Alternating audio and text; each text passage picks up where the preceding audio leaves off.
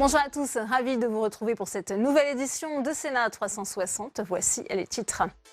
L'interdiction des ustensiles en plastique remise en cause par le Sénat. Un amendement à la loi Pacte a été adopté cet après-midi. Il propose d'assouplir cette règle alors que les produits en plastique à usage unique représentent 70% des déchets marins. Les explications et les réactions à suivre.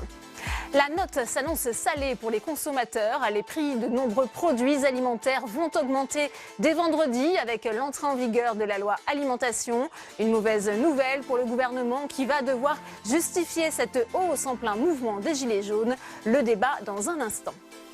Le Sénat au chevet des avocats, magistrats et greffiers. Les professions judiciaires sont opposées à la réforme de la justice. Elles réclament son intégration dans le grand débat national. Une table ronde est organisée en ce moment par la commission des lois pour sortir de l'impasse. On en parle dans cette édition. Et je vous rappelle que vous pouvez réagir sur Twitter avec le hashtag Sénat360 pour m'accompagner cet après-midi. On retrouvera Tam Tranui, salle des conférences pour les réactions des sénateurs à l'actualité et Alexandre Poussard en direct de l'hémicycle dans notre multiplex à suivre.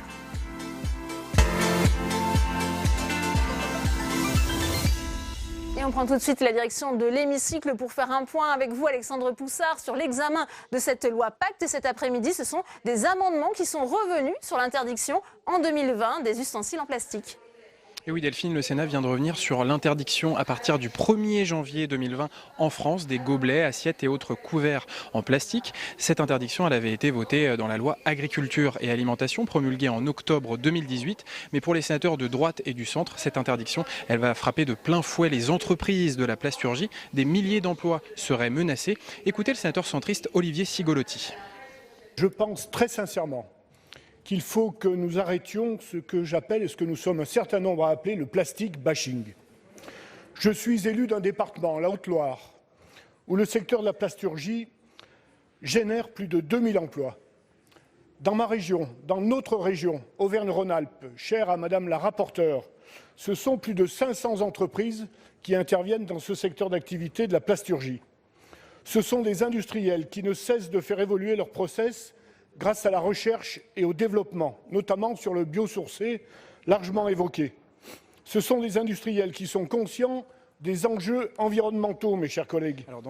Alors dans ce débat, il y avait aussi un sénateur La République En Marche, Frédéric Marchand, qui a déposé un amendement similaire. Il y a aussi des sénateurs de gauche qui ont défendu cette logique économique de protection des emplois. Mais d'autres ont rappelé les effets nocifs du plastique. Écoutez le socialiste Bernard Jomier.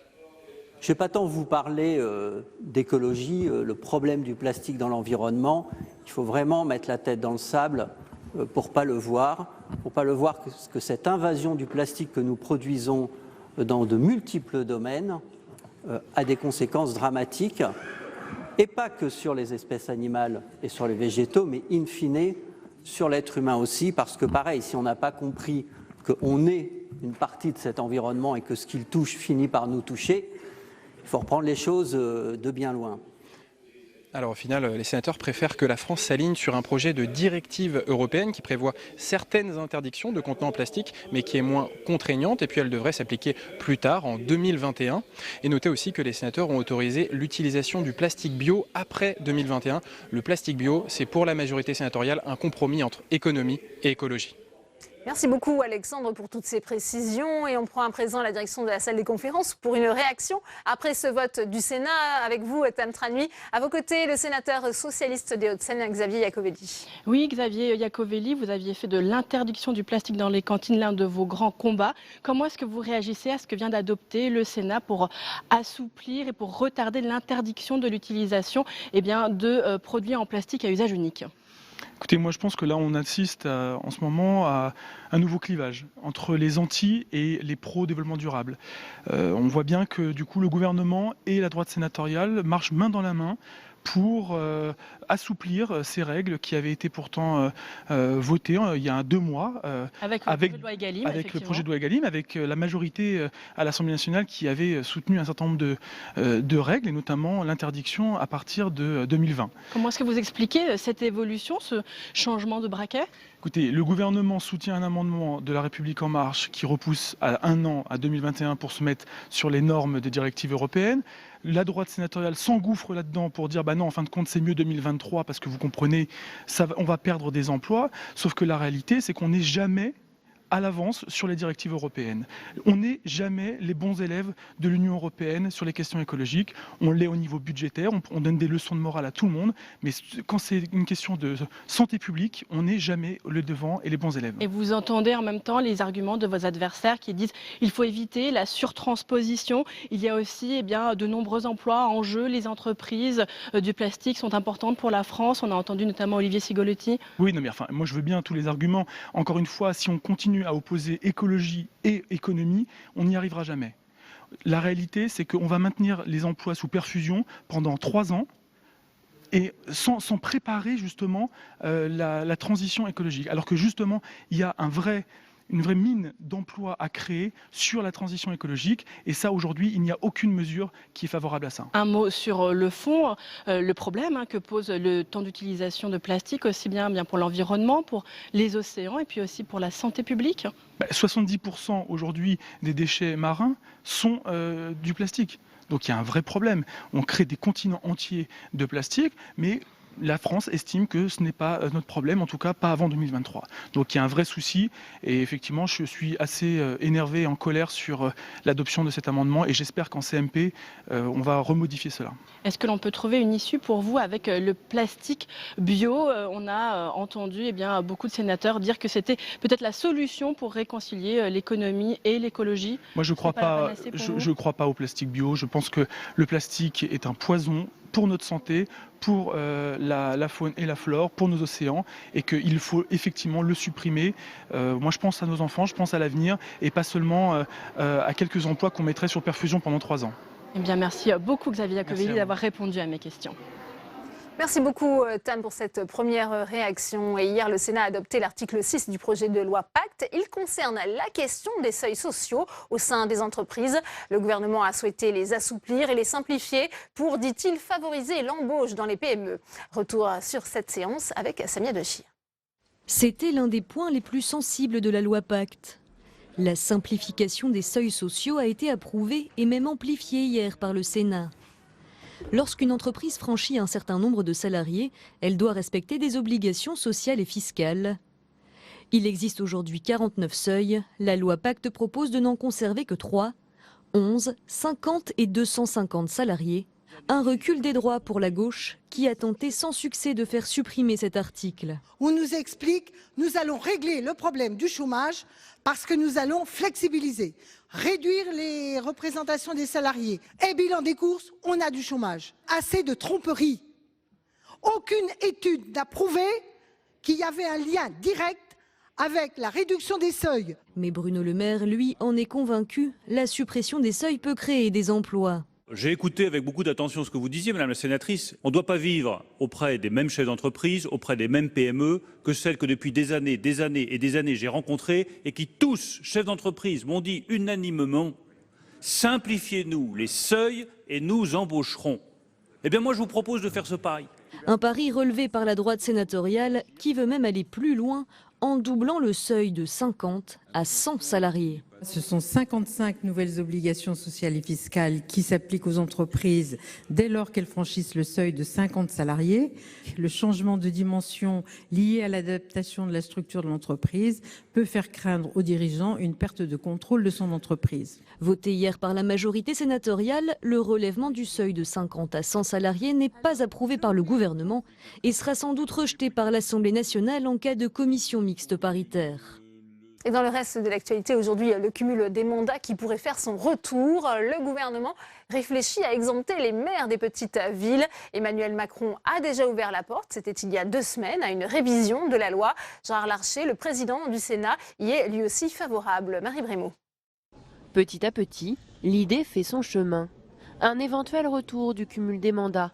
Un parlementaire pourrait à nouveau être à la tête d'une commune de moins de 10 000, 5 000 ou 3 500 habitants. Le seuil reste à définir, rien n'est figé. Une façon de redonner de la voix aux élus locaux, selon François Bayrou. Beaucoup d'élus de ces communes voudraient pouvoir représenter leurs concitoyens auprès des administrations centrales dont nous disions là qu'elles étaient si puissantes en France. Et peut-être ça donnerait, en tout cas c'est ce qu'ils soutiennent, une légitimité plus grande à la voix de ceux qui s'expriment. Un plaidoyer pour le cumul des mandats au nom d'un ancrage territorial, d'une reconnexion avec les territoires. À la Haute Assemblée, cela en fait sourire plus d'un, à commencer par son président qui n'a jamais caché son hostilité au non-cumul. Le président de la République m'a dit, mais c'est vrai, un président de département ne peut plus siéger au Parlement. Et je dis oui, monsieur le président. C'était même très très mal vu. C'était même pas mode. C'était vieux monde. Et moi, je vous dis que c'est un sujet sur lequel on va réfléchir. Serait-ce la revanche du vieux monde ? Rien n'est encore fait.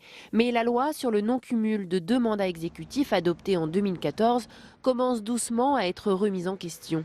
Le tabou a été levé par le président de la République lors de son débat face aux maires dans l'Eure.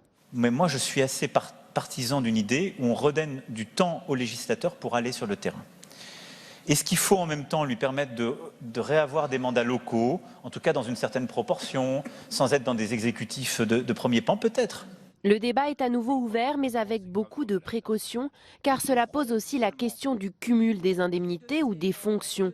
Certains plaident pour le retour du cumul des mandats dans une certaine proportion, mais cette fois-ci, limité dans le temps. Et on continue les réactions avec vous, Tan Tran Nui, avec le président de la délégation aux collectivités territoriales, le sénateur centriste du Haut-Rhin, Jean-Marie Bockel. Oui, Jean-Marie Bockel, que pensez-vous de la volonté annoncée par l'exécutif d'assouplir le cumul des mandats après Emmanuel Macron dans l'Eure, on vient de l'entendre. Il y a Marc Fesneau qui s'est exprimé là-dessus ce matin et qui s'y est déclaré favorable, notamment pour les maires de petites villes. On est vraiment dans l'air du temps. Il y a quelques temps, le cumul des mandats était la cause de tous les maux. Il fallait à tout prix le supprimer totalement le plus vite possible, à la hussarde. Et ça a eu bien sûr des effets négatifs. Puis aujourd'hui, on redécouvre l'intérêt du cumul. En réalité, si on regarde un peu ce qui se passe autour de nous, les pays où il n'y a plus de cumul sont organisés de telle manière qu'il n'y a plus non plus de centralisation. Et qu'au fond, souvent, les élus passent d'un mandat local à un mandat national. Et au fond, il y a comment dirais-je, un mélange entre... Il n'y a pas de césure, de coupure entre le niveau national et le niveau local. Justement, nous, on reste un pays très centralisé, vous comprenez. Voilà, c'est ce qui explique pour vous aussi cette coupure qu'il y a entre le local, le national. Lorsque l'exécutif dit vouloir revenir sur le non-cumul, c'est pour ça. Si vous voulez, quand l'exécutif dit, et c'est un discours qui n'est pas nouveau, qu'on va le faire uniquement pour les petites communes. Je comprends, c'est une facilité. Mais la réalité, c'est que tous les territoires sont confrontés à un problème de représentation au Parlement, de compréhension de leurs problèmes. Si demain on fait une séparation entre ceux qui pourront avoir des parlementaires et ceux qui n'en auront pas, on va avoir des effets pervers. Les problèmes de seuil, on va les avoir. Moi, j'ai tendance à dire, en dehors du cas particulier des toutes petites communes, mais j'ai tendance à dire que le cumul, ou on le rétablit totalement, ou on reste dans un système de non-cumul et on réfléchit tranquillement à la solution idéale en termes de représentation. Je vais vous dire, c'est toute la question d'un rôle renforcé que pourrait avoir le Sénat de la République. Il y a certainement des pistes de réflexion. Mais parlons d'un retour au cumul si vraiment on est sûr d'être en capacité de le faire, si vraiment on est sûr que dans le contexte actuel de grands débats, de rejet systématique des élus, c'est une mesure qui fait sens, qui peut passer, mais n'allons pas plus vite que la musique. Est-ce qu'il est opportun de rouvrir ce débat sur la question du cumul, alors que bien sûr le cumul des mandats n'est pas très populaire auprès des Français, alors qu'il y a une grande défiance envers le monde politique de la part de l'opinion? Moi je ne me situe pas par rapport à la popularité ou non.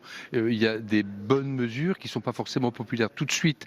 Mais je pense en effet que ça n'est pas la priorité du moment. Le jour où on aura rétabli la confiance dans les institutions, le jour, et il faut que nous nous engagions pour cela, où, comme je l'ai connu il y a encore quelques années, les élus étaient considérés comme respectables, utiles pour la plupart d'entre eux, ayant leur place dans la République, ce jour-là, on pourra parler sereinement des questions d'exercice des mandats. Mais vous savez, avant de parler du cumul, il y a une priorité sur laquelle le gouvernement, tant au Congrès des maires que dans le discours du Premier ministre que du Président de la République s'est engagé, c'est l'amélioration question du statut de l'élu local. Et à la veille des prochaines municipales, sur lequel la délégation collectivité locale que j'ai l'honneur de présider a fait un rapport qui a été salué à tous les niveaux de l'État et que le président Larcher a fortement soutenu.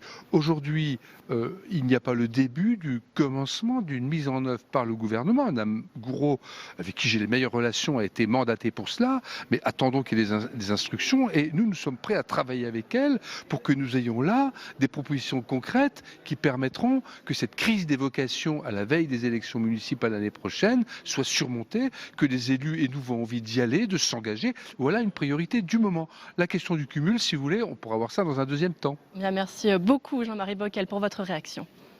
Merci beaucoup Tam pour cette nouvelle réaction en direct. Quel bilan pour le loto du patrimoine? Stéphane Bern, qui s'était vu chargé d'une mission sur l'état du patrimoine par le président de la République, a été auditionné cet après-midi au Sénat. Et vous allez l'entendre, eh bien, il déplore le manque de moyens alloués pour les collectivités territoriales. Écoutez. J'ai soutenu devant le chef de l'État en lui expliquant il y a 1 an et demi de cela. Aujourd'hui, ça rebondit, ça revient dans l'actualité. Mais de dire qu'il y avait un vrai décalage entre ce qui se décidait à Paris et puis cette ruralité qui se sentait abandonnée par la capitale. Où l'exemple qui me vient le plus à l'esprit, c'est et pardon pour ceux qui défendent le Grand Palais, et je pense qu'il faut faire des travaux sur le Grand Palais, absolument. Mais quand vous entendez qu'on est à 522 millions d'euros dépensés pour le Grand Palais, et qu'on me demande d'aller sur les routes de France pour trouver 20 millions d'euros pour les églises, les bras m'en tombent. Si vous voulez, au bout d'un moment, je veux bien. C'est le tonneau d'Anaïde. Je remplis avec j'essaye d'écoper un bateau qui prend l'eau avec une cuillère à soupe. Et donc, c'est mal ressenti dans les territoires. Moi, avec mes émissions, je passe mon temps dans les villages et je rencontre des gens qui me disent « Regardez dans quel état est notre patrimoine, aidez-nous ». Donc, c'est la raison pour laquelle j'ai accepté, j'ai proposé de faire quelque chose pour le patrimoine. Après l'effondrement d'un pont à Gênes cet été qui a fait 43 morts, la mission d'information du Sénat sur la sécurité des infrastructures organisait ce matin une table ronde avec les collectivités territoriales. Je vous propose à ce propos d'écouter Philippe Hercu. Il représente les départements de France, notamment sur les résultats de l'Observatoire national. Concernant l'état des ponts, l'Observatoire national nous dit que nous avons donc près de 64% de nos ponts qui sont en bon état structurel, 27,5 qui nécessitent des travaux spécialisés sans que la structure elle-même soit touchée. Donc c'est des travaux qu'on pourrait qualifier de plus ordinaires. 6,7% représentent une structure altérée qui nécessite des travaux de réparation et 2% sont des ouvrages dont la structure est altérée, ce qui peut conduire à des restrictions de circulation. Donc là, je vous donne une gradation du meilleur vers le plus mauvais état. Voilà. Donc pour ce qui est des plus mauvais états, là on en compte environ 2%. L'enquête que nous avons menée par ailleurs pour compléter celle de l'Observatoire nous révèle que environ 0,48% des ponts que nous avons devraient être reconstruits dans les 5 ans qui viennent, ce qui fait environ une moyenne de 5 ponts par département. Alors c'est une moyenne, ça vaut ce que ça vaut, c'est très inégal, c'est très hétérogène. Et parfois, quand on nous dit reconstruction, ça peut aussi être des grosses réparations qui pourraient être une alternative à cette reconstruction. Et voyez la réaction de Patrick Chaize, sénateur LR de l'Ain. Il est à votre micro, Tam Trani. Patrick Chaize, on vient d'entendre un extrait de votre table ronde ce matin. Est-ce que vous commencez à avoir une réponse à la question que pose votre commission d'enquête? Les collectivités ont-elles les moyens techniques et financiers pour assurer la maintenance des ponts en France aujourd'hui? Alors une réponse à la question, non, c'est encore un peu tôt. On a des pistes qui s'ouvrent, on a donc un constat qui se confirme ou qui se conforte, et je dirais qui malheureusement n'est pas forcément des plus rassurants. Je rappelle que 80% des ponts sont aujourd'hui gérés par des collectivités et qu'elles n'ont pas donc forcément toujours les moyens pour le faire. Tout à fait, avec des formes de collectivités très diverses, puisqu'on a la collectivité de base, qui est la commune, des intercommunalités, donc qui ont pris la compétence en la matière, et puis ensuite le département et ensuite l'État. Donc des collectivités, on va dire, avec des échelons effectivement très différents. formes de ponts aussi très différentes, puisque un pont, ça commence à un passage sur un fossé, et puis ça se finit par des viaducs importants qu'on connaît donc tous sur nos ouvrages. Ces travaux, ils ont été entamés après, bien sûr, l'effondrement du viaduc de Gênes. En France, il y a des cas problématiques. On n'est pas sur le cas de Gênes, mais par exemple, à Gennevilliers, on vous a parlé d'un viaduc qui pose aussi vraiment problème aujourd'hui.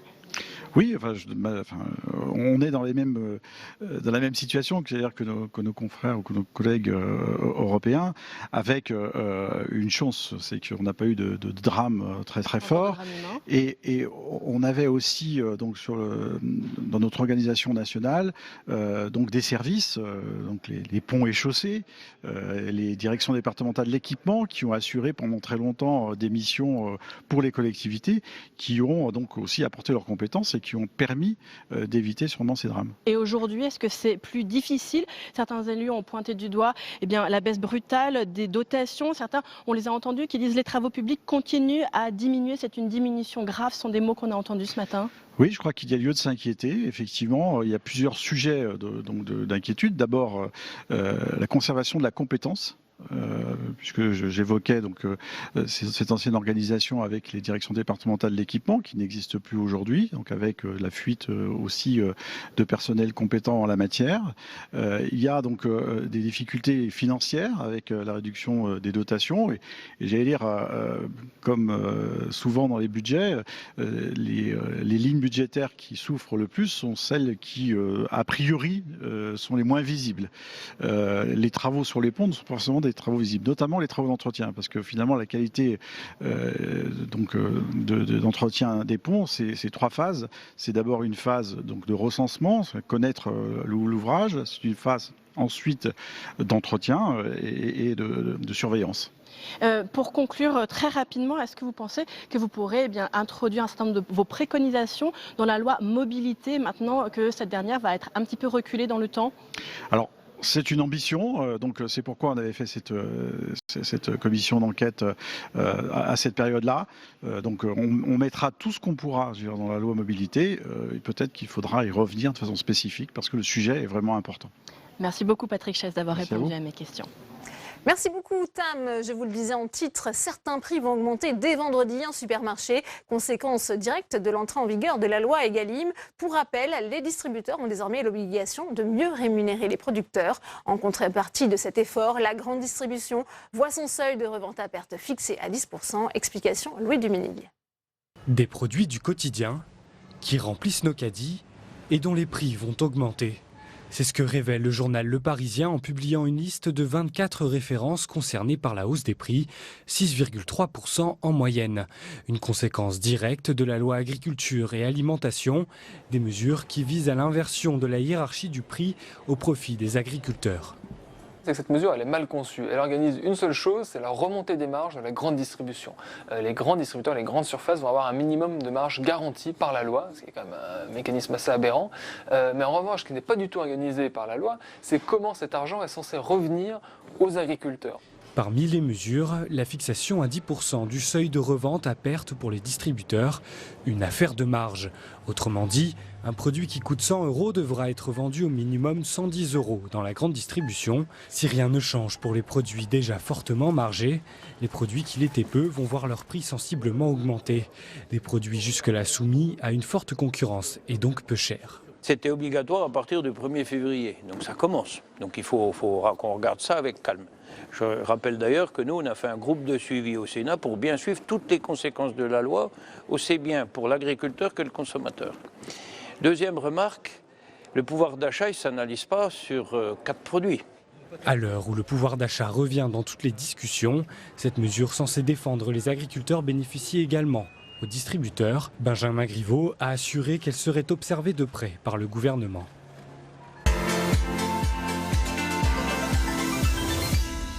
Et on ouvre pour le débat dans Sénat 360 avec mes invités sur ce plateau. Sophie Primas, bonjour. Merci d'être avec nous. Présidente de la Commission des affaires économiques ici au Sénat, sénatrice LR des Yvelines. Pierre Medevielle est également avec nous. Bonjour. Vous êtes sénateur centriste de la Haute-Garonne. Et pour nous accompagner, Jacques Cressel est également présent. Vous êtes le directeur général de la FCD, c'est la Fédération du commerce et de la distribution, par ailleurs président de la Commission économie au MEDEF. Bienvenue à tous les trois. Sophie Primas, on voit cette hausse des prix, c'était attendu. C'est un des effets pervers, on peut dire, pour les consommateurs de la loi Egalim. Ce n'est pas un effet pervers, puisqu'il était identifié comme tel dès le départ, dès le projet de loi, avant même qu'il soit examiné par l'Assemblée nationale et par le Sénat, puisque l'espèce de fable un peu qu'on a depuis le début de ce projet de loi, c'est de dire qu'en augmentant les marges de la grande distribution sur un certain nombre de produits transformés, tels que vous l'avez montré dans votre reportage, eh bien, par un mécanisme virtuel de bienveillance de la grande distribution vis-à-vis des agriculteurs, eh bien, le revenu des agriculteurs ça vous fait sourire en amont. Ce mot, bienveillance de la grande distribution, vous n'y croyez pas chacun, vous voyez, la grande distribution aujourd'hui, elle va pas très bien. Enfin, je pense que monsieur nous dira tout à l'heure, la grande distribution, elle va pas très bien, l'agroalimentaire va pas très bien. En fait, on a enlevé la valeur partout, donc tout le monde cherche des marges partout. Puis en plus, la grande distribution a des enjeux très importants de transformation de son propre modèle devant elle, donc elle va chercher des marges pour investir. On ne peut pas reprocher à des chefs d'entreprise ça. Je pense que ce mécanisme, qui n'est pas contraint, n'arrangera pas du tout la rémunération des agriculteurs, en tout cas sur cette partie grande distribution. Je signale également qu'on parle beaucoup de la grande distribution, mais le revenu des agriculteurs, il n'est pas fait que des relations avec la grande distribution et la société agroalimentaire. On va y venir si vous voulez bien. Pierre Medevielle, c'est vrai qu'en faisant augmenter les prix en magasin, le gouvernement voulait obtenir une meilleure rémunération pour les agriculteurs. Le pari est loin d'être gagné et puis on se rend compte que ça se fait aussi au détriment des consommateurs. C'était l'ambition de ce texte, effectivement, comme l'a rappelé Sophie Primas, qui faisait suite aux états généraux de l'alimentation, qui avait généré beaucoup d'optimisme. Bon, comme chaque fois qu'il y a des états généraux, on se dit tout ira mieux. Bon, c'est pas si simple que ça. Le texte a été quand même aussi un petit peu vidé de sa substance. Il avait pour ambition de rééquilibrer un peu les relations entre les producteurs, les distributeurs, ce qui n'est pas facile quand on n'a pas vraiment affaire, on n'a pas la même puissance, si vous voulez, au niveau de la distribution, au niveau de les productions, à part celle des filières organisées, mais j'y reviendrai. Et c'est vrai qu'aujourd'hui, le revenu des agriculteurs est un souci pour tous les parlementaires qui sont malheureux là pas. L'agriculture française occupe une 5e place européenne aujourd'hui qui est totalement indigne de son potentiel. Donc il faut revoir la copie au niveau de l'agriculture. Ça passera peut-être par ce rééquilibrage, mais ça ne passera pas que par ce rééquilibrage. Il va falloir se restructurer, il va falloir organiser des filières, revoir les relations avec la grande distribution qui elle-même revoit aussi son mode de distribution. On abandonne les hypermarchés pour venir à des marchés de proximité. Quant au prix, nous ne sommes pas naïfs. Nous savons que de toute façon, nous avons fait des choix au moment de la loi Egalim. Certains choix relevaient plutôt de la communication, à mon avis, mais c'est un encouragement peut-être à une autre façon de produire, avec des filières organisées. Et on savait qu'il y aurait une augmentation des prix, mais qui ne sera pas si catastrophique que ça, puisqu'elle concernera quand même peu de produits. Peu de produits, mais au final, ça pourrait quand même peser lourd sur le ticket de caisse du consommateur, selon des révélations du Parisien. Plus de 6%. Jacques Cressel, vous confirmez ces chiffres ? Il y a certains prix qui vont effectivement augmenter en application de cette règle. Il faut d'abord se rappeler que cette loi Egalim, elle est issue d'un accord entre les syndicats agricoles, la FNSEA, les industriels et les distributeurs. Parce que le système tel qu'il existait avant était un système qui ne fonctionnait pas, qui allait plutôt vers la guerre des prix, vers la diminution des prix. Les Français ne s'en sont pas rendus compte, mais les prix ont baissé fortement ces dernières années. Ce qui a été prévu en matière de seuil de revente à perte, c'est de mettre fin à une anomalie économique totale. Aujourd'hui, quand vous achetez un produit 100, vous avez le droit de le revendre 100, alors même que nous avons des coûts de distribution. Un magasin, ça ne marche pas tout seul. Ces coûts, en moyenne, sont de 20. Et donc, quand on le vend à 100 alors que ça vous revient à 120, on perd 20. Ce qui a été dit dans la loi, c'est tout simplement qu'on continuerait à perdre un peu d'argent, 10, mais que par contre, on n'aurait pas le droit de le revendre en dessous de 110. C'est quelque chose de tout à fait normal. Et moi, je dois dire que ça ne me choque absolument pas qu'on augmente un peu le prix du Ricard, puisque c'est ça le sujet, si ça permet de faire en sorte d'améliorer le prix payé aux éleveurs laitiers. Qu'est-ce qui est en train de se passer pour le moment, en même temps que cette... C'est pas facile à entendre pour le consommateur, Jacques Cressel. Mais le consommateur, il veut que on souhaite naturellement avoir le meilleur rapport qualité-prix, mais en même temps, il veut que l'agriculture française survive, il veut que les PME françaises survivent, et ce qui se passe avec cette loi, c'est justement d'essayer, pas par des mécanismes automatiques, parce qu'on n'a pas le droit, c'est contraire aux règles européennes et autres, mais avec des mécanismes incitatifs à faire en sorte de justement d'aider tout le monde. Quand vous regardez ce qui se passe depuis quelques jours et encore aujourd'hui, il y a des accords qui sont signés entre les distributeurs et les industriels laitiers pour revaloriser justement le prix du lait. On en est aujourd'hui dans cette situation-là. Qu'est-ce qui va se passer par ailleurs? Il va y avoir une baisse des prix déjà engagés sur d'autres produits qui vont permettre d'améliorer mais pas sur toutes les marques, Sophie Primas, puisque vous avez cité... Oui, je connais ces arguments avec des accords qui certes sont des accords qui sont tout à fait bénéfiques et tout à fait vertueux entre la grande distribution, les filières agroalimentaires et en particulier la filière lait, enfin, sur lequel il y a effectivement les accords les plus importants. Je pense à Intermarché par exemple qui s'est beaucoup investi. Ce n'est qu'une toute petite partie de l'alimentaire. Et moi, je ne veux pas que c'est quand même le sujet majeur de l'alimentaire, le lait, vous le savez bien. C'est un sujet important, mais je pourrais vous parler du porc, je pourrais vous parler du blé, je pourrais vous parler de tout l'agroalimentaire. Il ne faut pas prendre non plus ce sujet-là. Et c'est justement ce qui se passe. Vous voyez, la remarque est emblématique de ce que je veux dire. C'est-à-dire qu'on a aujourd'hui des accords sur le lait, très bien, super, entre certains distributeurs et certaines coopératives, mais on est très très loin du grand élan de rémunération des agriculteurs. Moi, je voudrais juste dire sur les états généraux de l'alimentation que ça a eu un effet tout à fait bénéfique dans la perception des consommateurs qu'il fallait un petit peu changer son mode de consommation et rééquilibrer au profit des agriculteurs. Ça, c'est parfait. Et d'ailleurs, chez les distributeurs, moi, je salue quand il y a des relations directes entre des distributeurs ou des magasins directement et des agriculteurs, ça se passe bien. L'agriculteur, il gagne exactement ce qu'il veut gagner et le distributeur, il est content parce qu'il fait du local. Il y a quand même des avancées parce que quand on vous écoute, on a l'impression qu'on est un peu revenu au point mort. Pierre la profession s'est organisée. Moi non plus, on ne va pas faire le procès de la grande distribution. Alors bien sûr, il y a quelques déclarations vertueuses, mais plutôt en façade. Après, bon, nous connaissons les pratiques qui sont assez violentes, assez douloureuses pour certains producteurs. Bon, ça ne concerne pas toute l'agriculture. Enfin, le lait, évidemment, est un produit emblématique. Je crois qu'il fallait médiatiser, on l'a fait au cours de la loi Egalim, et dénoncer certaines pratiques qui rendaient les producteurs totalement dépendants. Et après, on en fait ce qu'on veut. Ça, c'est quand même la réalité aussi de terrain. Il y a des acheteurs qui sont très, très durs. Aujourd'hui, l'organisation des filières a permis une amélioration, je crois. Je pense à certains producteurs de fromage, je ne vais pas faire de publicité, mais qui ont des cahiers de charges et qui ont refusé d'augmenter leur volume de production pour rester à un niveau de qualité. Et rester à ce niveau de qualité, aujourd'hui, ils vendent tous, et ils vendent le lait à quasiment 3 fois plus cher que certains autres producteurs. Comptez. Voilà, le comté. Voilà. On avait dit pas de publicité. Sophie mais il y a d'autres filières, dans les productions de certains porcs aussi, comme le porc noir, qui sont organisées en filières. Et là, on arrive vraiment à un rééquilibrage, je crois. Bon, évidemment, il y a un prix qui est supérieur, mais ça, on en a parlé dans Egalim. Je crois qu'il va falloir faire un choix. Ça va être un choix des consommateurs, ça va être un choix des collectivités départementales et régionales pour la restauration scolaire ou pour la restauration collective, un choix des entreprises. Et la qualité se paiera de toute façon. Jacques Cressel. Je crois qu'il faut rappeler d'abord, pour ceux qui nous regardent, que la grande distribution n'achète pas aux producteurs agricoles, elle achète aux industriels, parfois dans le cadre de contrats tripartites en direct, et ça représente encore malheureusement une part tout à fait faible, et je suis tout à fait d'accord avec ce que vous disiez, Madame Primas, sur le fait qu'effectivement aujourd'hui c'est en train de se développer, et c'est une vraie évolution que l'on souhaite. Donc, c'est quand même une chose importante qu'il faut avoir en tête.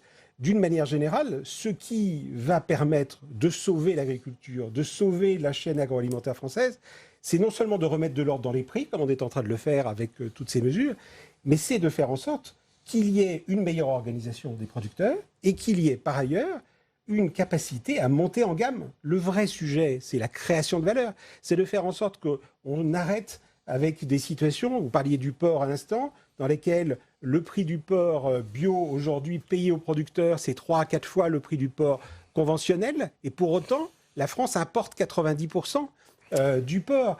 Faire en sorte qu'on aille dans le domaine bovin vers une extension du label rouge, qu'on aille vers une extension des labels bleu blanc cœur que je voyais hier. C'est comme ça qu'on va réussir, parce qu'aujourd'hui, le consommateur, il consomme un peu moins, mais il est prêt à payer plus. En tout cas, une grande partie des consommateurs sont prêts à payer plus pour de la qualité supplémentaire. Il faut que cette qualité, elle soit sur la table. C'est ça qui, collectivement, va nous sauver. Après, il faut remettre de l'ordre dans les prix, c'est ce qui est en train d'être fait. Alors, Benjamin Griveaux, le porte-parole du gouvernement, est intervenu ce matin à l'issue du Conseil des ministres. Il a déclaré que le gouvernement sera vigilant justement sur le respect de cette charte qui va permettre un suivi de cette loi Egalim. Je vous propose de l'écouter. Le ministre de l'économie et des finances et le ministre de l'alimentation et de l'agriculture, donc Bruno Le Maire et Didier Guillaume, recevront la semaine prochaine le comité de suivi des négociations commerciales. Moi, j'en ai un très bon souvenir parce que j'ai signé la charte. À l'époque, c'était Stéphane Travert qui était ministre de l'Alimentation et de l'Agriculture. Moi, j'étais à Bercy. Nous avons signé la charte en présence de tout le monde. Et force est de constater que la charte, elle n'a pas été totalement respectée l'année dernière dans les négociations commerciales. Donc, fort de l'enseignement de ce qui s'est passé l'an dernier, cette année, le comité de suivi se fera sous l'autorité avec la présence des deux ministres, à la fois de Bercy et à la fois de l'Alimentation et de l'Agriculture, pour s'assurer que chacun joue le jeu. Et que chacun respecte bien, avec la mise en place au 1er février du SRP, du seuil de revente à perte, et bien que chacun puisse bénéficier, et notamment nos producteurs et nos exploitants, et bien de ce surplus. C'est indispensable d'abord pour notre agriculture, pour, au fond, la reconnaissance que la nation doit à ceux qui nous nourrissent. Sophie Primas, vous entendez les arguments de Benjamin Griveaux. Il y aura ce comité de suivi pour bien s'assurer que tout le monde, finalement, y trouve son compte. Alors, on n'a pas attendu le gouvernement, puisque vous savez qu'au Sénat, on a mis en place un comité de suivi avec les rapporteurs de la loi, sous la direction de Daniel Grémier. On a fait les premières auditions. Je vais dire tout de suite à M. Griveaux que ce n'est pas du tout les échos qu'on a aujourd'hui du terrain. Les négociations, cette année, sont très difficiles, très difficiles, assez éloignées des éléments de la charte qui a été signée non pas en fin de l'année dernière, mais fin de l'année précédente.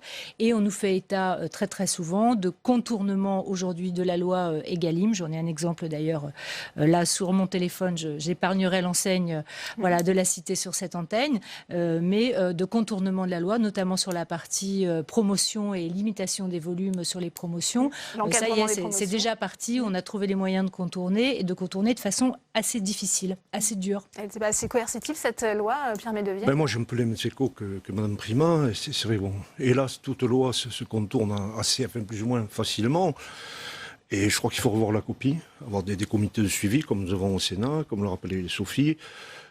Certains patrons de grandes enseignes, moi aussi, je ne citerai pas, mais bon, qui ont l'habitude de se faire passer pour des bienfaiteurs de l'humanité, devraient mettre leurs paroles, leurs actions un peu plus en adéquation. On comprend qu'il y a des intérêts commerciaux, mais je crois que la situation ne peut pas durer comme ça pour certains producteurs.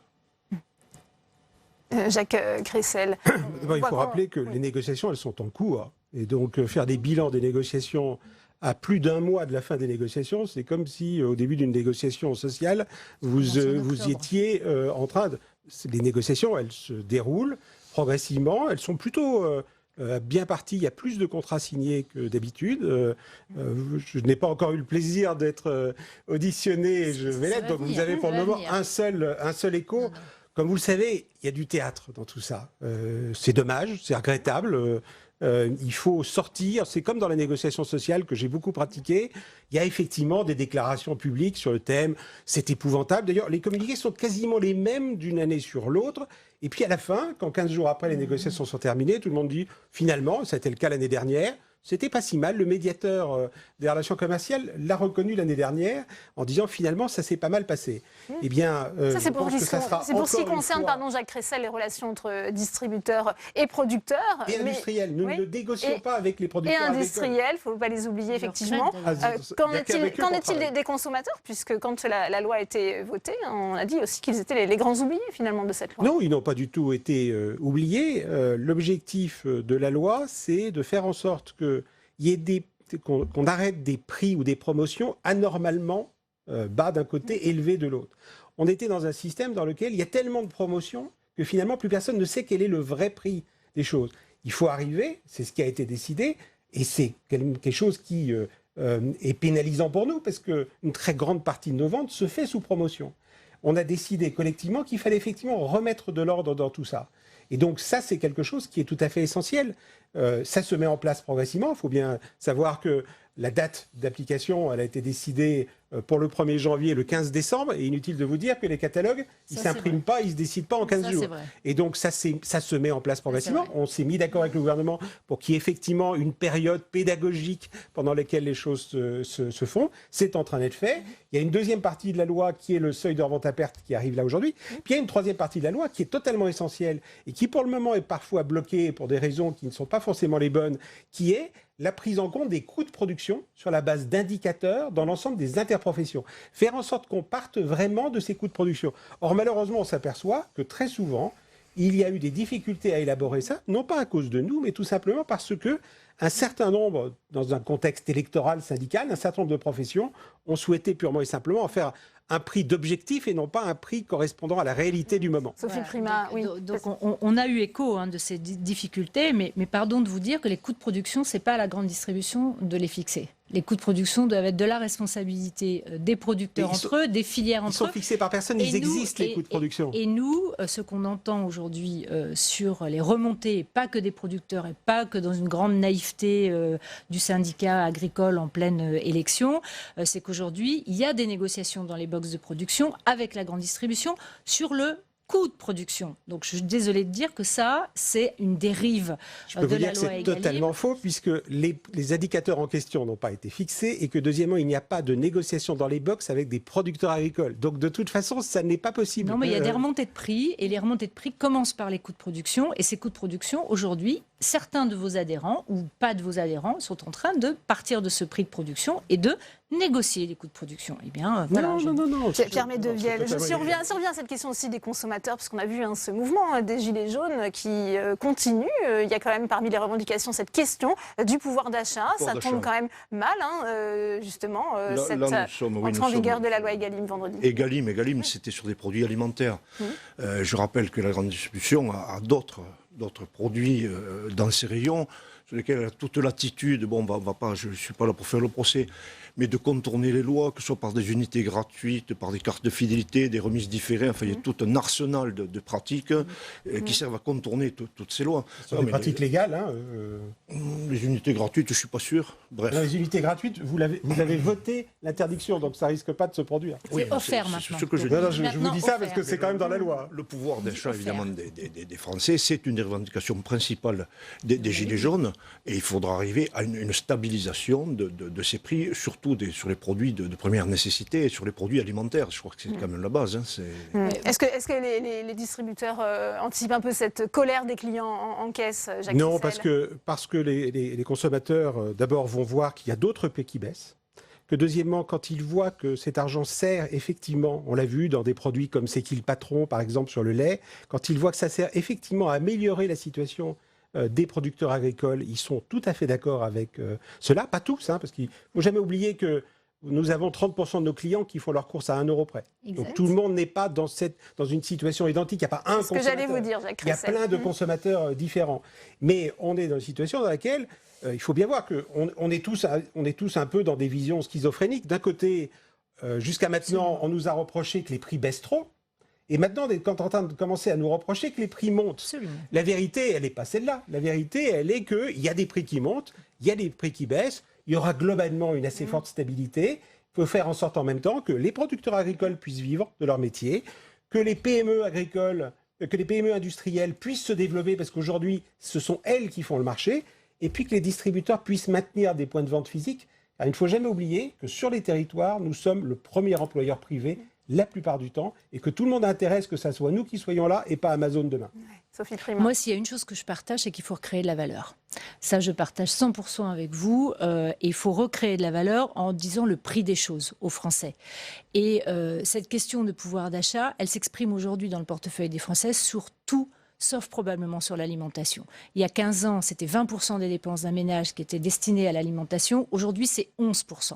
Et le pouvoir d'achat aujourd'hui des Français, il s'exprime très peu en réalité sur l'alimentation pure et dure. Et si on veut, dans un dans un tour de table, j'allais dire gagnant-gagnant, que nos agriculteurs gagnent leur vie, que les transformateurs gagnent leur vie et restent sur le territoire et que les distributeurs puissent continuer, il faut, je pense, on passera par une petite augmentation des prix. Il faut avoir le courage de le dire aux Français, y compris sur des produits basiques qui vont dans le caddie de gens qui sont à 1 euro près lorsqu'ils font leurs courses. Il faut avoir le courage de dire ça, mais c'est aussi dire le courage de dire que peut-être le ticket de cantine, il va augmenter un tout petit peu pour permettre de rémunérer. Peut-être que la restauration va devoir augmenter également parce que, là je vais venir à votre aide, il n'y a pas que la grande distribution dans l'alimentaire et l'alimentaire n'est qu'une toute petite partie aujourd'hui du pouvoir d'achat. Le mot de la fin avec vous, Pierre Oui, Médevielle. pour abonder dans ce sens, moi je trouve dramatique de voir ces gens qui sont à 1 euro près pour faire leurs courses hebdomadaires, de les voir contraints de se diriger vers des produits. C'est vrai qu'ils avaient baissé beaucoup, mais c'était au détriment de la qualité aussi. On l'a vu avec certaines étiquettes falsifiées, notamment des produits qui annonçaient à base d'une certaine viande qui avait 3-4%. Il ne faut pas faire de mélange. Je fais pas de mélange. Jamais le niveau de sécurité alimentaire n'a été aussi fort. Je n'ai pas parlé de sécurité. Je n'ai pas parlé de sécurité, attention. J'ai parlé de qualité. C'est différent la sécurité et la qualité, monsieur. Désolé. Mais que les Français, tous les Français, aient accès à un panier de qualité correcte. Ça, je crois que c'est important et que nous pouvons très facilement y arriver. Eh bien, merci à vous, Pierre Médevielle. Merci, Sophie Primas. On suivra les travaux de la commission de suivi justement sur le bilan de cette loi. Merci à vous, Jacques Cressel. On continue l'actualité parlementaire. On va retourner en séance. Vous le savez, l'examen de la loi Pacte a débuté hier. On va faire un point sur les débats avec vous, Alexandre Poussard. Oui Delphine, et cet après-midi, on assiste à un détricotage de la loi Egalim, justement la loi agriculture et alimentation. Tout à l'heure, c'était sur les ustensiles en plastique. Cette fois-ci, c'est sur les pesticides, car le Sénat vient d'annuler l'interdiction de produire en France des pesticides non autorisés en Union européenne afin de les exporter dans des pays extra-communautaires. Et les sénateurs ont encore invoqué un motif économique. Il s'agit de protéger les exportateurs de produits phytosanitaires. Écoutez le socialiste Didier Marie. Et l'impact immédiat qui n'a été ni discuté avec les entreprises du secteur, ni mesuré par une étude digne de ce nom, est particulièrement lourd, puisque 19 sites en France sont concernés, 2700 emplois directs seraient mis à mal et plusieurs milliers le seraient tout autant en amont et en aval. Et dans ce débat précisément, il n'y a plus d'opposition entre la droite et la gauche. Il y a un clivage entre des sénateurs qui défendent les emplois dans leur département et d'autres qui défendent l'environnement. Merci beaucoup Alexandre pour vos explications. Écoutez la réaction du sénateur Joël Labbé, sénateur écologiste rattaché au groupe RDSE du Morbihan. Il était au micro de Tam Tranui il y a quelques instants. Écoutez. Joël Labbé, votre réaction à ce que vient d'adopter le Sénat, cet assouplissement de la production de pesticides en France? Oui, alors on avait dans le cadre de la loi Egalim, après de nombreux débats, réussi à faire interdire la production et donc la commercialisation des pesticides interdits en France et en Europe pour l'exportation vers les pays du Sud. Pour être très clair, on pouvait produire en France des pesticides interdits en France, mais seulement pour l'exportation et pour ces pays qui les autorisent. Hors Europe, oui, notamment les pays tiers du Sud. Et donc là, avec la loi Pacte, eh bien, on revient sur cette disposition pour laquelle vous vous étiez battu? Ouais, je trouve ça complètement indécent. Si on parle d'éthique, parce que c'est interdit chez nous, parce que c'est mauvais pour la santé globale des agriculteurs, de nos concitoyens, c'est mauvais pour l'environnement, pour la biodiversité, donc on l'estime puisqu'on l'a voté. Par contre, on va autoriser nos entreprises à les exporter pour les pays du Sud. Pour moi, c'est proprement scandaleux. Une position moralement intenable pour vous et au niveau bien sûr aussi de la santé? D'une part, si on ne parle que de la morale, de l'éthique, mais si on parle aussi des textes, dans le code de l'environnement, dans le cadre de la loi biodiversité, on a voté la non-régression, à savoir sur les sujets de l'environnement, lorsqu'on est rendu à un stade, on ne revient pas en arrière. Et là, on balaie. Bon, c'est une chose, cette histoire des pesticides, mais il y en a d'autres. D'un revers de main ou de vote, on balaie complètement des décisions qui ont déjà été prises par le Parlement. Comment est-ce que vous expliquez ce choix du Sénat ? Ah mais ça a été dit clairement, à savoir les élus qui ont l'industrie sur leur territoire. Il y a de la pression sur les élus. Là, on est dans le lobbying direct avec le chantage à l'emploi. Alors qu'ils ont cette mesure, c'est à partir de 2022 qu'il y a le temps. Le temps, alors on me dit qu'il faut leur donner le temps, mais n'oublions pas qu'on est en situation d'urgence, que ce sont des produits qui sont reconnus comme des poisons pour la santé. Donc c'est pour moi inadmissible. Je précise que la majorité sénatoriale a fait valoir qu'il y avait 2700 emplois en jeu. C'est un argument que vous ne comprenez pas ? Non, mais le dire comme ça, moi, je ne peux pas le croire. De toute façon, les entreprises, il faut qu'elles sachent qu'il va falloir qu'elles fassent leur transition.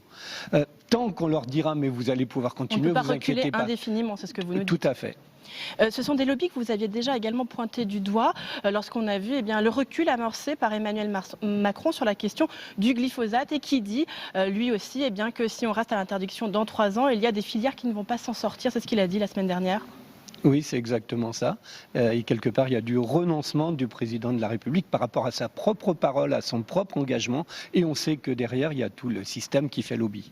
Alors, est-ce que vous craignez que cette position, qui pour l'instant a été obtenue grâce à l'alliance des socialistes et des LR au Sénat, soit suivie finalement par la majorité gouvernementale ? Maintenant, la majorité gouvernementale, je ne sais plus, puisqu'il y a ces positions du président de la République, on pensait, et on avait une garantie, c'était Nicolas Hulot. Je tiens à le rappeler quand même, Nicolas Hulot n'est plus là, et là, non, on ne sait plus. Alors, moi, j'espère quand même que les élus majoritaires à l'Assemblée de la République En Marche auront la conscience de ne pas se renier eux-mêmes, parce qu'ils ont voté ces mesures. Bien, merci beaucoup Joël Labbé d'avoir répondu à mes questions. Merci beaucoup Tam, beaucoup d'actualités aujourd'hui au Sénat et notamment les sénateurs qui se sont intéressés à la prise en charge financière des victimes du terrorisme. Ils ont auditionné le directeur du fonds de garantie chargé d'indemniser les victimes. On l'écoute. Le fonds de garantie a aujourd'hui une situation de fonds propres négatifs de l'ordre de 4,2 milliards d'euros, 4,5 à la fin 2018, mais les comptes ne sont pas encore définitivement arrêtés. Alors, d'où vient ce déséquilibre ? Ça a été indiqué. Il ne vient pas d'abord de la vague d'attentats, puisqu'il préexistait à la vague d'attentats. Évidemment, celle-ci l'aggrave, mais il tient fondamentalement aux dépenses d'indemnisation des victimes d'infractions de droit commun. Que faire ? Il me paraît évidemment souhaitable de se fixer comme objectif de revenir à l'équilibre des fonds propres, puisque sinon ça revient à dire que nous renvoyons sur les générations futures la charge d'indemnisation des victimes d'aujourd'hui. Et mon sentiment personnel, et ceci concerne évidemment d'abord l'État et le ministère des Finances, c'est que nous devrions nous engager dans une trajectoire à moyen ou long terme de rétablissement de l'équilibre, c'est-à-dire une trajectoire d'augmentation progressive de la contribution qui nous finance. Le 14 août dernier, l'effondrement d'un pont à Gênes en Italie provoquait la mort de 43 personnes. Le Sénat avait alors lancé une mission d'information sur la sécurité des ponts. Objectif, évaluer l'état de nos infrastructures et vérifier si les collectivités territoriales disposent de moyens pour assurer leur entretien. Il faut dire que 98% du réseau routier en France est détenu par les collectivités. Quentin Calmy. Y a-t-il un risque de voir en France se reproduire une catastrophe de l'ampleur de celle du pont Morandi ? Depuis octobre dernier, le Sénat travaille sur cette question. Premier constat, sur les 200 000 ponts que compte l'Hexagone, 2000 pourraient actuellement poser problème. Vous avez un certain nombre, un pourcentage qui est près de 10 à 15% des ouvrages qui sont aujourd'hui en péril, ce qui est un vrai sujet et qu'il nous faut traiter parce qu'il y a un petit sujet de responsabilité, évidemment, mais un sujet de développement et de vie normale. Aujourd'hui, l'heure est au recensement partout sur le territoire. Une mission compliquée parfois pour certaines collectivités locales, car 80% des ponts appartiennent et dépendent des communes et autres intercommunalités. Nous avons des niveaux de collectivités qui sont dotés de services qui leur permettent d'avoir une connaissance assez fine de l'état de leur parc, si je peux le dire ainsi, et puis des collectivités qui ignorent même que certains ouvrages relèvent de leur responsabilité. Et pour l'occasion, le Sénat a mis en place une page web dédiée. Les collectivités locales peuvent y faire des signalements, notamment là où les moyens manquent pour expertiser les ponts. Hervé Maurey est notre invité. Le face-à-face, c'est tout de suite. Bonjour Hervé Maurey, merci d'avoir accepté notre invitation. C'est vous qui présidez cette mission d'information sur la sécurité des ponts. On le disait, vous avez réuni ce matin les élus locaux. Que vous ont-ils dit ? Est-ce que vous êtes inquiets après cette table ronde ? On a souhaité, dans le cadre de nos travaux, faire une table ronde avec les associations d'élus qui représentent les différentes collectivités, donc les maires de France, les communautés de communes et les départements. C'était important de les entendre dans le cadre de nos auditions. On procède à des auditions depuis le mois de septembre. On se rend également sur le terrain. On va en Meurthe-et-Moselle lundi. Et donc c'était important d'avoir leur retour et d'avoir ainsi la confirmation que, notamment pour les collectivités de base, c'est-à-dire les communes et certaines intercommunalités, les choses sont très compliquées, que beaucoup de communes ou de petites communautés de communes ne connaissent même pas le nombre d'ouvrages d'art ou de ponts qu'ils ont sur leur territoire. Ça, c'est le recensement, c'est ce que vient de dire effectivement Quentin Calmet. C'est un véritable souci en France, cette question du recensement? Oui, la question, premièrement, de savoir combien on a d'ouvrages d'art sur son territoire, c'est quand même la base.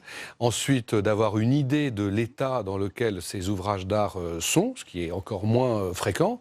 Et puis, d'être capable d'avoir des diagnostics réguliers et des programmations pluriannuelles pour entretenir ces ponts. La difficulté, c'est que tout ça coûte beaucoup d'argent et qu'il faut qu'on propose des solutions qui soient exemptes de contraintes financières ou réglementaires supplémentaires pour les collectivités locales. La facilité, ce serait de dire on oblige toutes les collectivités locales à dresser un inventaire de leurs ouvrages d'art, de faire un diagnostic. On sait très bien que pour des raisons financières évidentes, ça n'est pas possible. Donc on réfléchit pour arriver à des solutions qui permettent de renforcer la sécurité des ponts sans pour autant peser trop lourdement sur les collectivités locales. Dans le département de l'Eure où je suis élu, comme vous le savez, au mois d'août, juste avant ce qui s'est passé à Gênes, un matin, il y a un maire qui a découvert qu'il manquait un pilier à l'un des ponts de sa commune, qui était parti dans la rivière. Ce qui montre bien qu'il y a un entretien des ouvrages d'art qui aujourd'hui n'est pas assez régulier, n'est pas assez structuré. Oui. Est-ce que c'est à l'État ou aux collectivités alors de gérer, de rénover, de surveiller toutes nos infrastructures routières et notamment les ponts? Écoutez, pour les infrastructures routières et notamment pour les ponts, puisque les ponts entrent dans la catégorie des infrastructures routières, il y a des ponts qui relèvent de la responsabilité de l'État. Ils sont d'ailleurs pas très nombreux, c'est à peu près 12 000 ponts. Et le reste relève de la responsabilité des départements. Il y a 100 000 ponts qui relèvent de la responsabilité des départements et 80 000 ponts qui relèvent de la responsabilité des communes. Donc la responsabilité, elle est établi à peu près, parce que dans certains cas, il y a ce qu'on appelle des ouvrages orphelins, c'est-à-dire qu'on ne sait même pas qui est responsable et donc il y a des problèmes de responsabilité, mais dans la plupart des cas, on arrive quand même à identifier le responsable. La difficulté, après, c'est d'arriver à trouver des financements. Et par exemple, aujourd'hui, et ça a été évoqué dans la table ronde par les associations d'élus, il n'y a pas de dispositif de subvention de la part de l'État pour financer des travaux de rénovation ou a fortiori d'entretien des ponts. Et donc, il faudra sans doute qu'on réfléchisse à des solutions. Le département demande la création d'un fonds spécifique, justement, pour résoudre ce problème de financement et d'entretien des ponts et des ouvrages d'art. Ça, vous pourriez y être favorable au sein de la mission? Ça fait partie des propositions qu'on pourra examiner, éventuellement retenir. Mais encore une fois, je crois que la plus grande difficulté, c'est surtout pour les communes et communautés de communes qui ont non seulement des difficultés financières, mais aussi des difficultés de compétences techniques en interne. La plupart des départements sont quand même suffisamment structurés. Ils ont des services techniques, ils ont des compétences, ils ont des ingénieurs, ce qui n'est pas le cas des plus petites communes ou des plus petites intercommunalités. Et c'est là où il y a, j'allais dire, la plus grande difficulté à faire face à cette responsabilité importante. On parlait de cet électrochoc causé par la catastrophe de Gênes. On a commencé justement à s'intéresser, à recenser, vous le disiez à l'instant, justement, l'état de nos infrastructures et de ces ponts. Et plus on avance dans le temps, plus les maires, c'est ce qui a été exprimé ce matin, ont un ressenti un peu douloureux parce qu'ils découvrent parfois que certains ponts, je cite, sont usés jusqu'à la corde. Oui, parce qu'en France, et c'est valable sur les infrastructures en général et notamment sur les ponts, on n'a pas une approche patrimoniale de nos ouvrages d'art, de nos ponts et de nos routes. Les élus ont bien intégré que les bâtiments, que ce soit l'église, la mairie ou d'autres bâtiments, sont un patrimoine qu'il convient d'entretenir régulièrement. Et sur les routes, sur les ponts, c'est moins dans notre culture. Et donc c'est vrai que jusqu'à présent, il pouvait y avoir une prise de conscience insuffisante qui aujourd'hui est en train d'émerger et d'une certaine manière tant mieux. Et donc ça crée une espèce d'inquiétude, pour ne pas dire de stress, chez les élus locaux qui se disent, déjà certains se disent combien j'ai de ponts, dans quel état ils sont. Et rien que de faire un diagnostic, c'est quelque chose qui a un vrai coût, qui n'est pas à la portée de tout le monde. Et une fois que le diagnostic est fait, il faut être capable d'y faire face et éventuellement de programmer des travaux. Et dans le contexte de baisse des dotations que connaissent les collectivités locales depuis 2014, c'est un vrai sujet. Avec ce chiffre qui a été rappelé, 5 ponts par département devraient être reconstruits selon Christophe Ferrari. On l'a entendu dans le reportage de Quentin Calmet. C'est beaucoup, 5 ponts par département. Oui, et puis sans arriver jusqu'à parler de reconstruction, il y a énormément de ponts qui nécessitent un entretien plus ou moins important. Dans certaines communautés de communes, vous avez une cinquantaine, une soixantaine de ponts. Et rien que d'en faire le diagnostic, c'est par pont plusieurs milliers d'euros. Donc vous voyez, avant même de prévoir de faire des travaux, pour faire un diagnostic, ça peut être pour une communauté de communes de taille moyenne, un budget de l'ordre de 80 à 100 000 euros. C'est pas évident à dégager. Vous parliez de la baisse des dotations, il y a aussi la question du transfert des compétences avec les petites communes qui manquent parfois d'éléments d'ingénierie. Elles ne veulent pas être les oubliées justement de ces grands travaux, de ces travaux qui seront amenés à être réalisés. Oui, parce qu'il n'y a pas toutes les communes, comme on peut le penser, qui ont transféré la compétence voirie aux intercommunalités. Grossièrement, il y a un peu plus de la moitié des communes qui ont transféré cette compétence. Ça veut dire qu'un peu moins de la moitié a toujours à les gérer. Et a fortiori, je disais que ce n'était pas simple pour une communauté de communes, mais a fortiori pour une commune de 100, de 200, même de 500 ou même de 1000 habitants, on n'a pas les compétences en interne pour faire ce diagnostic et pour faire cet entretien. Donc ça veut dire faire appel à des prestataires. Les participants à la table ronde ont souligné qu'il y avait aussi un problème de formation. Aujourd'hui, on a un peu délaissé ce type de formation. Donc par là même, on a un peu des difficultés à trouver les interlocuteurs compétents et formés pour faire ces diagnostics. Et quand on les trouve, tout ça a encore une fois un coût élevé qui n'est pas accessible à toutes les communes. Moi, j'ai régulièrement des maires qui m'appellent un peu inquiets parce qu'on leur a dit que le pont nécessitait un diagnostic, que ce pont, le diagnostic, c'était dans certains cas jusqu'à plusieurs dizaines de milliers d'euros pour des ponts un petit peu compliqués, notamment des ponts qui peuvent prendre leur fondation dans des rivières. Bon, tout ça pose des difficultés évidentes en termes de coûts et de compétences. Ils sont amenés à repousser les travaux, c'est ce que vous nous dites, Hervé Moret ? Oui, mais c'est évidemment quelque chose qu'on ne peut pas faire indéfiniment. Vous savez, je fais souvent la comparaison avec les travaux que tout un chacun peut avoir à effectuer dans une maison. C'est pas quand on doit refaire des travaux sur la toiture, c'est pas le plus exaltant en termes de travaux. On préfère refaire de la décoration, mais il arrive un moment où si on n'entretient pas régulièrement sa toiture, eh bien, il pleut dans la maison. Et là, c'est ce qui se passe d'une manière générale avec nos infrastructures, et c'est ce qui se passe aussi, ce qui peut commencer à se passer sur la question des ponts. Et on ne voudrait évidemment pas que se produise en France un drame comme celui qu'on a connu en Italie. Eh bien, merci beaucoup Hervé Moret d'être venu sur ce plateau. Dans le reste de l'actualité au Sénat, feu vert du Parlement à la nomination de Roch-Olivier Maistre à la présidence du CSA. Le candidat proposé par Emmanuel Macron a été auditionné par la commission de la culture du Sénat qui a donc validé sa candidature. Et les défis sont nombreux, notamment en matière de régulation des réseaux sociaux. Écoutez. Si je dois avoir une ambition pour cette institution, c'est effectivement de la faire rentrer de plein pied dans l'univers numérique. C'est ça l'enjeu du mandat qui s'ouvre en réalité. Aujourd'hui, on voit bien que ce monde a complètement changé et qu'on rentre dans une ère totalement nouvelle, avec donc des acteurs très présents qui viennent concurrencer les acteurs historiques et créer des situations de distorsion de concurrence absolument majeures. Et donc, il faut arriver à étendre le périmètre de la régulation, je l'ai évoqué dans mon propos, pour l'adapter à cette ère nouvelle dans laquelle nous sommes aujourd'hui rentrés. Et effectivement, j'attends beaucoup, pour ce qui me concerne, de la loi qui est en préparation pour étendre le périmètre de la régulation. Et donc, si je suis nommé, dès que je vais prendre mes fonctions, je prendrai mon bâton de pèlerin pour me faire l'avocat de l'extension de ces attributions. La commission des lois du Sénat veut jouer les conciliateurs et sortir la réforme de la justice de l'impasse. Ce texte défendu par la garde des Sceaux suscite toujours l'hostilité des avocats, magistrats et greffiers. Ils sont nombreux à demander sa suspension. Une grande table ronde était organisée cet après-midi au Sénat avant l'audition à 18h de la garde des Sceaux elle-même, Nicole Belloubet. Alors avant d'en débattre avec mes invités, on fait le point avec Flora Sauvage. Les points de crispation sur la réforme de la justice ne manquent pas. Magistrats, avocats et greffiers comptaient bien le faire savoir aux sénateurs, une semaine avant l'examen en deuxième lecture du projet de loi. On a un budget de la justice qui est extrêmement réduit et faible par rapport à tous les autres pays européens. Et on a une loi qui, plutôt que de donner à la justice les moyens de fonctionner correctement, et on a une loi qui va organiser le rationnement, la gestion de la pénurie, en sacrifiant un certain nombre de missions, en sacrifiant la qualité, en rendant la justice moins accessible pour le justiciable. Tout ça dans un seul but, que ça coûte moins cher. Parmi les points de crispation, la revalorisation des pensions alimentaires par le directeur de la Caisse d'allocation familiale. Le directeur de la CAF se substitue au juge. Vous avez un acteur du service public, mais qui est un acteur privé, qui va venir purement et simplement analyser un contexte et se substituer au juge. Autre mesure qui suscite l'inquiétude, les procédures dématérialisées qui éloignent la justice des citoyens. Le fait d'une dématérialisation de la justice civile sur ce que le gouvernement appelle les petits litiges, étant observé que moins de 4 000 €, c'est pas un petit litige pour tout le monde, loin de là. Cette dématérialisation totale, c'est une barrière pour les justiciables les plus faibles.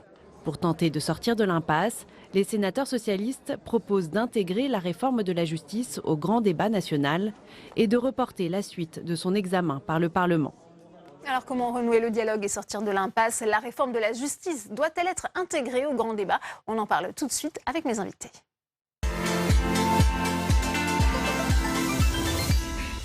Et j'ai le plaisir d'accueillir sur ce plateau Béatrice Brugère. Bonsoir, merci d'être avec nous. Secrétaire générale d'Unité Magistrat SNM FO, bienvenue à vous. Sur ce plateau, François-Noël Buffet, vous êtes sénateur LR du Rhône, vice-président de la Commission des lois.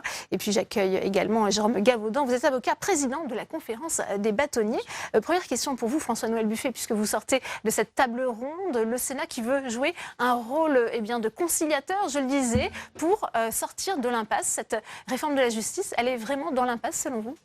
Selon nous, elle est totalement dans l'impasse à partir du moment où le gouvernement a refusé ce que nous avions proposé. Et ce que nous avons proposé, ce n'est pas pour faire boutique, si vous me permettez l'expression, c'est parce que sur le fond, il y avait besoin de rééquilibrer ce texte et de remettre ce texte dans le droit chemin, avec un accès facile pour le justiciable à la justice, pour faire un résumé très rapide.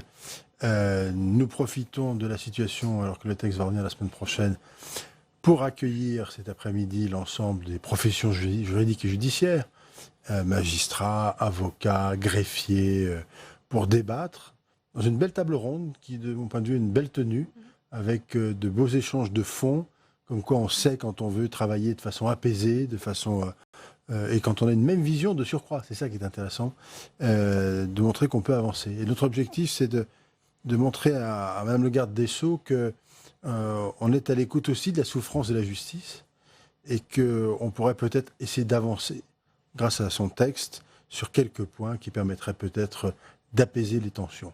Dans un climat social tendu, chacun le sait, c'est pas très nouveau, mais là, pour une fois, il faut imaginer que c'est la première fois que magistrats, avocats, greffiers sont tous regroupés, unis, pour porter la défense d'un projet qui est un projet équilibré pour la justice française. Alors qu'Alain Richard nous a également rejoint sur ce plateau. Bonsoir. Sénateur La République En Marche du Val d'Oise, cette description d'une réforme dans l'impasse, vous la comprenez, vous l'entendez de la part de François-Noël Buffet? Je l'entends et je ne la partage pas du tout. Je pense que c'est une réforme qui a été longuement préparée, dans laquelle tous les intérêts, toutes les parties prenantes ont été longuement écoutées, et qui, c'est vrai, vise à introduire plus d'efficacité dans le déroulement du fonctionnement du service public de la justice et à y introduire des éléments de rationalité, ce que j'appelle de façon un peu provocatrice le management judiciaire. C'est une fonction collective, c'est un service public qui a un coût, qui emploie des personnels à haute valeur ajoutée et dans lequel il faut rationaliser la répartition des missions. Et quand j'entends, par exemple, évoquer la déshumanisation qui résulterait d'un certain nombre de procédures qui transitent par voie numérique, j'observe que la justice administrative fonctionne de cette façon depuis des années, et que personne ne peut alléguer qu'il y a eu une déshumanisation. Jérôme Gaboudan, comment réagissez-vous justement? Est-ce que cette table ronde a permis d'apaiser les choses? Alors, la table ronde était particulièrement intéressante parce que des débats, vous l'avez dit, monsieur le rapporteur, particulièrement importants. Nous n'étions pas sur un schéma polémique avec un argumentaire sur qui a raison, qui a tort. Et ce que vous venez de dire, monsieur le député, c'est encore de la... J'ai envie de dire... monsieur le sénateur, pardon. Ce sont des éléments qui ne sont plus d'actualité à l'heure où effectivement le dossier est en train de se clôturer. De fait, les craintes que vous avez évoquées peuvent se réaliser dans le projet de loi tel qu'il est, même s'il y a eu quelques évolutions, y compris de dernière minute à l'Assemblée nationale. Ce n'est pas la dématérialisation qui fait la déshumanisation, c'est l'éloignement de la juridiction sur le plan local du justiciable. Sur la question des territoires, la crainte, même si des garanties veulent nous être données dans le plan du discours de la part de la garde des Sceaux, même si dans le discours il y a une volonté d'apaisement, la réalité du texte fait que potentiellement, effectivement, par un assèchement du rôle de chacune des juridictions, par le principe de spécialité, on peut aboutir effectivement dans le cadre de la réorganisation judiciaire à ce que chacune des juridictions soit éloignée des justiciables d'ailleurs souvent les plus démunis, ceux qui ont la moindre possibilité d'accéder à un juge.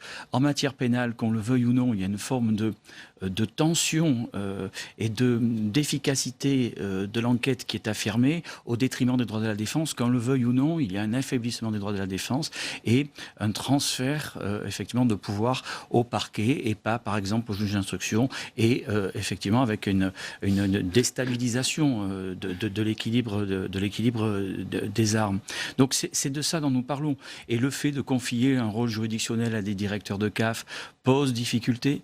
Le fait de contraindre des justiciables de saisir tel ou tel conciliateur ou telle ou telle plateforme en ligne avant d'accéder à un juge, le fait de centraliser les ordonnances portant injonction de payer, tout cela, qu'on le veuille ou non, à côté de la réforme territoriale, fait que la pénurie est à l'origine effectivement de ce projet de loi et que dans la pratique, qu'on le veuille ou non, les choses peuvent mal se passer. Et il est encore temps d'améliorer les choses. On va donner la parole aussi à Béatrice Brugère pour la position des magistrats que vous représentez sur ce plateau. Même analyse, ça éloigne aussi le citoyen de la justice, cette réforme, c'est ce que vous dites?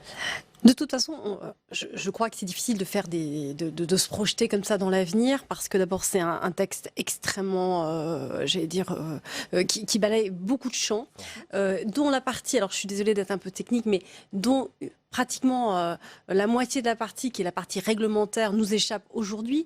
Et c'est la mise en forme, en fait. C'est toute cette patte humaine qu'il faudra évaluer. Moi, simplement, ce que je voudrais dire pour rebondir sur ce qui vient d'être dit à l'instant. Je ne suis pas d'accord pour dire que la justice est un service public comme les autres, qui doit passer la moulinette du management, etc. etc. Non. La justice n'est pas un service public comme un autre. Il y a une dimension beaucoup plus forte, une dimension symbolique, métapolitique. Et on le voit très bien aujourd'hui. Ce qui se passe aujourd'hui dans la rue avec les gilets jaunes, c'est d'abord, à tort ou à raison d'ailleurs, c'est même pas le sujet, une demande de justice. Alors là, qui est sociale, qui est fiscale, mais c'est extrêmement important et c'est un point qu'il ne faut absolument pas négliger. Qu'on mette de la rationalisation dans, par contre, la manière dont la justice se déploie, tout à fait d'accord. D'ailleurs, c'est même le sujet. Et d'ailleurs, c'est exactement ce qui manque. C'est-à-dire qu'aujourd'hui, en fait, j'ai peur que cette réforme sur laquelle on pourrait discuter, parce qu'elle est très vaste sur plein de sujets, manque son objet. Parce que, comme vient de le dire d'ailleurs le rapport de la Cour des comptes, il ne suffit pas de rajouter et des moyens, même s'ils sont minimes et pas assez, ni de l'argent pour que ça marche. Pourquoi ? Parce qu'on a un système qui est tellement sclérosé de l'intérieur, qui a tellement, de retard sur la manière dont on rend la justice, que la seule question qu'on peut se poser, c'est qu'une fois que ce projet sera voté, est-ce que demain, on aura une justice plus accessible, plus visible, plus simple, plus efficace? Je ne crois pas. Tout simplement, voilà. Noël Buffet, vous le disiez, le texte revient en commission la semaine prochaine au Sénat. Il sera examiné en séance le 12 février de mémoire. Il y a quand même des avancées. Vous allez revenir justement sur les propositions de la commission des lois ? Oui, nous allons essayer, en recevant tout à l'heure Mme le garde des Sceaux, de lui redire ce que nous avions essayé de faire avancer. Nous ne refusons pas la réforme. Le Sénat n'a pas refusé la réforme, ni les évolutions qui sont proposées.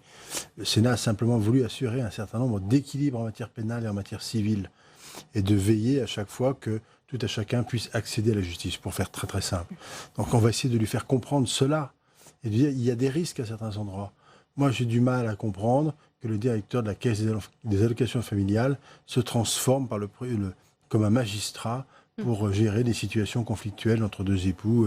C'est pas acceptable. C'est vraiment le travail du juge. C'est vrai que c'est pas un service public comme les autres, puisque c'est un service public d'abord qui a une fonction première, c'est d'assurer de l'apaisement social. C'est le rôle de la justice. Il ne faut pas que les gens se fassent justice eux-mêmes. Donc c'est un rôle d'apaisement social. C'est une sorte de modérateur finalement. Et c'est parce qu'on accepte d'être jugé qu'on arrive à vivre ensemble. Et ça, c'est fondamental. Donc il faut que ce système fonctionne. C'est essentiel qu'il fonctionne. Donc on va essayer de faire avancer les choses. On espère être entendu. Écoutez, on le sera sûrement. Entendu, c'est encore autre chose, pour qu'on puisse faire progresser ce texte. On a encore une chance. On a encore une chance d'y arriver. Voilà, on est au bout d'un processus, mais notre constitution, notre système parlementaire nous permet d'avoir encore cette chance. Alors profitons-en. C'est ça qu'on voudrait essayer de faire comprendre au garde des Sceaux. Oui. Alors justement, la garde des Sceaux, qui va être entendue d'ici une demi-heure au Sénat, elle s'est exprimée, elle a répondu à la demande de beaucoup d'intégrer cette réforme dans le grand débat national. Je vous propose d'écouter sa réponse. C'était le 23 janvier dernier sur France Inter. Vous savez, dans le grand débat, il y a à la fois des thématiques qui ont été, je dirais, suggérées autour de la démocratie, de l'écologie, etc. Mais vous savez également qu'il y a des questions libres qui peuvent être, dont les citoyens peuvent s'emparer. Donc, évidemment, il n'y a pas du tout d'hostilité à ce qu'il y ait des réflexions sur la justice. Mais je voudrais juste répondre à Manuel que la proximité et la territorialité sont totalement préservées dans le projet de loi qui, je l'espère, sera voté en deuxième lecture tout à l'heure par le Parlement. Alain Richard, ça doit faire partie du grand débat national, cette question de l'accès de la justice pour les citoyens? Tout est ouvert dans le débat. Simplement, s'il est démontré que toutes les juridictions en place restent dans leur localisation et continuent à assurer leur fonction, c'est-à-dire que la transformation des tribunaux d'instance en chambres détachées aboutit à ce que les mêmes litiges soient jugés aux mêmes endroits et que seule la fonction, je dirais, de support... Certains voient la mort de la justice. Pardonnez-moi, j'essaye de m'expliquer en citant des faits et pas des inventions ou des supputations. Si le tribunal d'instance, le lieu où est rendue la justice sur les thèmes, sur les champs de compétences qui sont ceux de la justice de proximité subsiste, je crois que ça sera utile d'avoir le débat pour constater que cette demande, elle est satisfaite. Jérôme Gavaudan. Eh bien, monsieur le sénateur, quand le projet de loi va venir devant vous, la ministre avait entendu auparavant la nécessité dans l'attribution des spécialités à telle ou telle juridiction de mentionner la technicité et la volumétrie de chacune des affaires pour dire on tiendra compte de critères qui seraient objectifs et non pas pour découper ou refaire une carte. Nous proposons, nous, la conférence des bâtonniers, que vous mentionniez, je l'ai dit tout à l'heure, les adjectifs de haute technicité et de faible volumétrie. Pourquoi ? C'est parce que vous, qui êtes le législateur, vous devez imposer au pouvoir réglementaire une restriction. Parce que ce que nous critiquons, ce n'est pas le a priori de la carte qui va être découpée, non. Certains d'entre vous le font avec beaucoup de bruit. Mais nous disons qu'en germe dans ce projet de loi, la dévitalisation des juridictions peut aboutir à la mort de la juridiction. Nous entendons que ce n'est pas le souhait du gouvernement et nous disons, bien j'ai envie de dire, top là, avançons. Et donc, effectivement, peut-être, quand vous discuterez avec la ministre tout à l'heure, de dire, mais finalement, et je vais vous dire pourquoi nous insistons sur cette question-là, rajoutez ces deux adjectifs. Parce que quand nous discutons avec la direction des services judiciaires, on nous dit, oui, mais ça peut être trop compliqué et finalement trop restreindre le pouvoir réglementaire lorsque nous irons devant le Conseil d'État essayer de faire valider ou lorsqu'il y aura un contentieux devant le Conseil d'État. Pardon, c'est de la technique. Mais si on est de bonne foi, n'hésitez pas, allez-y, jouez votre rôle de législateur. C'est le texte. Vous rajoutez haute technicité, faible volumétrie, et vous corserez et vous donnerez un sens effectivement à la décision et à la loi que vous allez prendre. Sur cette question des tribunaux d'instance, Béatrice Brugère. Je vais vous dire, je suis assez partagée. Je pense que nous sommes un syndicat réformiste. Nous n'avons pas peur de changer la carte judiciaire, très clairement. Ce que nous voyons, et ça c'est un constat, c'est qu'il y a des tailles critiques qui épuisent les acteurs. Donc il y a deux solutions. Soit vous renforcez les acteurs, et on ne le fait pas. On a beau dire qu'on recrute, etc. C'est pas vrai. Soit vous prenez acte que la taille d'un tribunal, vous avez 3 magistrats qui sont toujours permanents, ça ne fonctionne pas. Pour autant, une fois qu'on a dit ça, nous avions fait une proposition extrêmement originale, enfin qui nous semblait intéressante, c'était de dire nous sommes très attachés au territoire, à l'accès aux juges. Et puisqu'en fait la justice ne peut pas tout embrasser, et parfois d'ailleurs le fait mal, parce que nous sommes sur des contentieux de masse, on n'en a pas parlé, mais en fait la réalité c'est qu'on a visé les contentieux de masse et on a vu comment fluidifier ces contentieux pour justement enlever de la charge de travail. On avait fait une proposition qui était un peu de remettre ce qu'on appelait, et ce qui se passe par exemple dans les pays anglo-saxons, on aurait pu le nommer autrement, un juge de paix, c'est-à-dire les petits contentieux. Avoir des gens qui sont justement là pour faire cette médiation, juger en équité, être sous le contrôle aussi du ministère de la Justice et donc éviter l'écueil, parce que c'est un écueil et ça a été dit cet après-midi, de la privatisation, ce qui angoisse évidemment parce qu'on ne sait pas ce que ça va devenir. Voilà, on a été écouté, on n'a pas été entendu. Moi, ce que je remarque, et je finis sur ce point-là, c'est qu'on est quand même dans une situation assez unique, même si ce n'est pas la première fois, de blocage. C'est-à-dire que je ne crois pas, quel que soit le projet, qu'on puisse légiférer contre le Sénat, parce que c'est quand même la réalité, c'est-à-dire, quand je dis contre le Sénat, je m'entends, c'est-à-dire qu'il y a eu très peu de reprises du travail parlementaire fait par le Sénat, et c'est bien dommage, mais surtout contre les acteurs même qui vont participer. Et ça, quoi qu'on en pense, c'est une frustration qui va perdurer dans le temps et qui peut être inquiétante en effet. Oui, comment on est arrivé à cette situation de blocage, François-Noël Buffet, puisque au départ, il y a eu de la concertation en amont sur ce projet de réforme de la justice? Il faut d'abord dire que le Sénat, depuis 2017, a fait un très très gros travail sur un projet de redressement de la justice. justice. Il y a un très très gros travail qui a été fait, très approfondi, qui est allé très très loin. Dont il faut dire aussi que le gouvernement s'est fortement inspiré. Il a repris beaucoup de choses de ce travail commun, largement partagé, qui avait été fait. Sans aller forcément au bout de ce qui avait été dit, avec une forme de logique un peu différente, qui est, c'est vrai, une forme de logique qui a caractère, et dont le fil rouge est l'économie budgétaire, plus que, quelque part, je force le trait, le service rendu à nos concitoyens en matière de justice. Une fois de plus, je redis, on n'est pas contre l'évolution, la question c'est comment on y va. Et une des inquiétudes, c'est vrai, c'est l'occupation territoriale. Nous avons au Sénat, par exemple, contenu le texte en la matière. L'Assemblée nationale a modifié les choses, on va essayer d'y revenir. Donc voilà, c'est en fait un texte qui est multiforme, donc de ce fait-là, très complexe à aborder.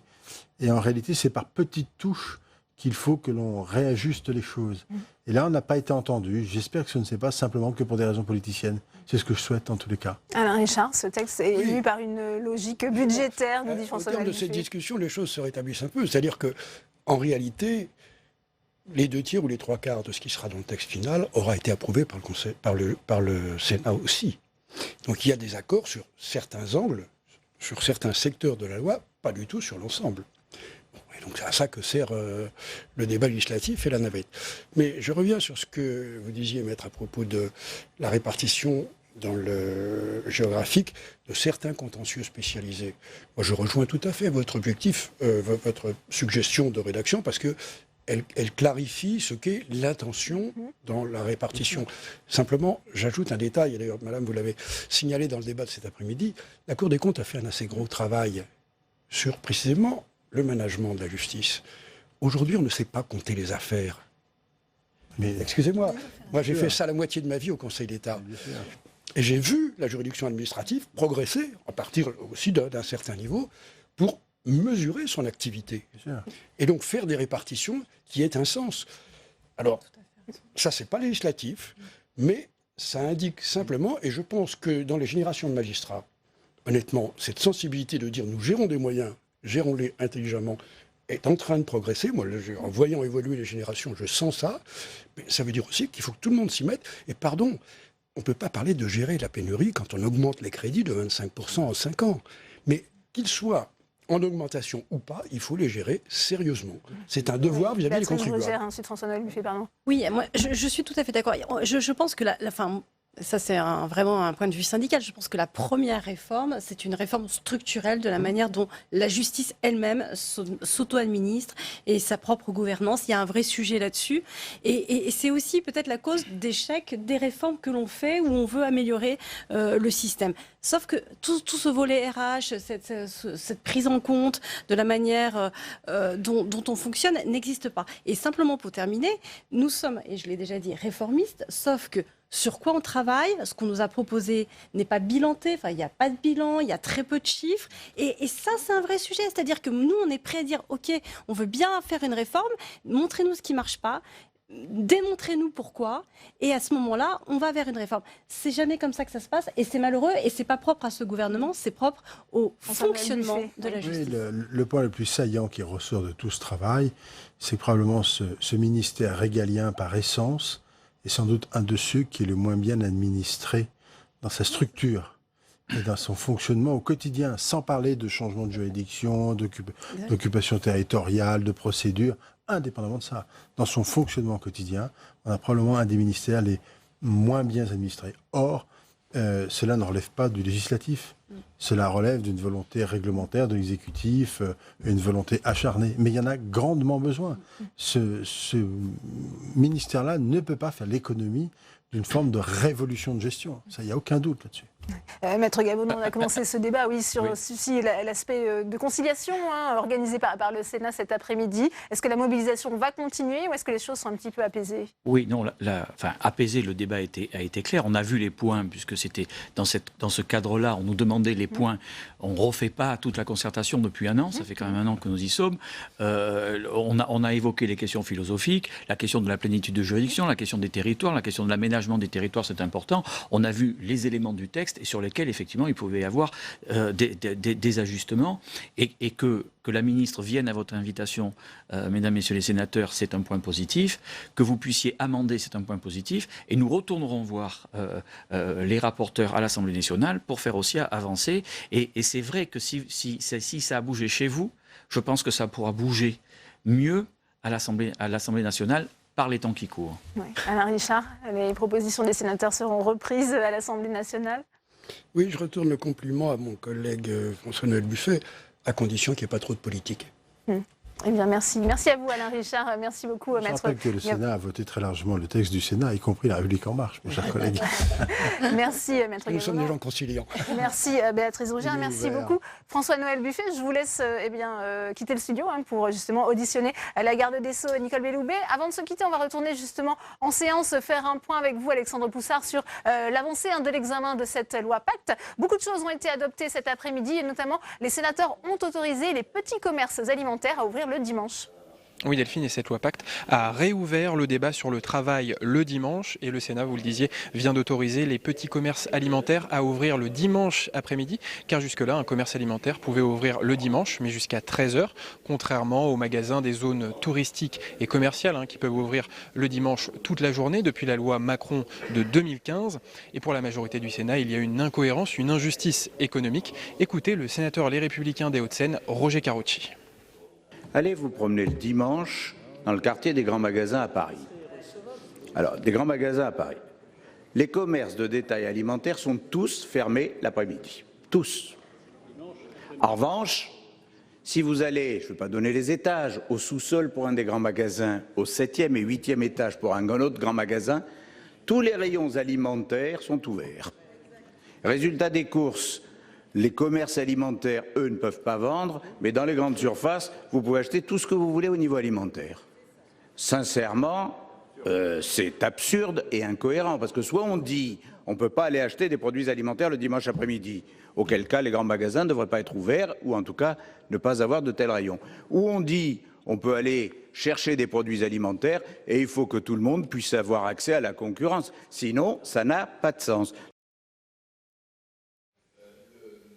Sur cette question de l'ouverture des commerces le dimanche, le Sénat a redonné du pouvoir aux collectivités locales et notamment aux maires pour encadrer l'ouverture le dimanche des grandes surfaces afin de ne pas trop pénaliser les petits commerces de proximité dans les centres-villes, dans les centres-bourgs. On sait que c'est un cheval de bataille au Sénat, les centres-bourgs, car le Sénat a mené une mission d'information. Alors nous sommes là toujours dans l'examen de cette loi Pacte et pour résumer un peu l'après-midi, il y a eu plusieurs sujets. On a parlé de la production et de l'utilisation d'ustensiles plastiques, également de l'exportation de pesticides et de produits phytosanitaires. Et là, les sénateurs sont en train de débattre de la certification financière des PME. Merci beaucoup Alexandre pour toutes vos explications tout au long de cette édition. C'est d'ailleurs la fin de Sénat 360 pour aujourd'hui. À 18h30, vous retrouvez Rebecca Fitoussi pour une nouvelle édition d'On va plus loin. Quant à moi, je vous retrouve demain à 14h pour la séance de questions d'actualité au gouvernement. Très bonne soirée à tous et bonne suite des programmes sur Public Sénat.